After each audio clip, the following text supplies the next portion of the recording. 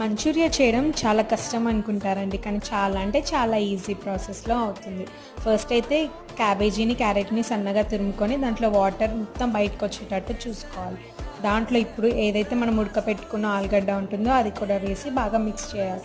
దాంట్లో కార్న్‌ఫ్లోర్, మైదా, కారం, pepper powder వేసుకొని దాన్ని బాగా కలుపుకొని చిన్న చిన్న రౌండ్స్ చేసుకొని దాన్ని ఆయిల్లో డీప్ ఫ్రై చేసుకోవాలి. అంటే అది కొంచెం రెడ్డిష్గా కనిపించాలన్నమాట.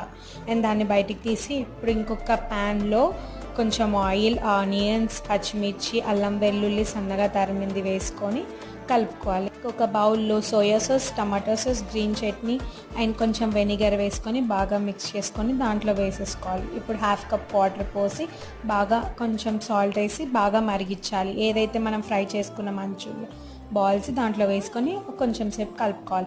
చాలా అంటే చాలా టేస్టీగా, సాఫ్ట్గా, క్రిస్పీగా ఉంటుంది. మీరు తప్పకుండా ట్రై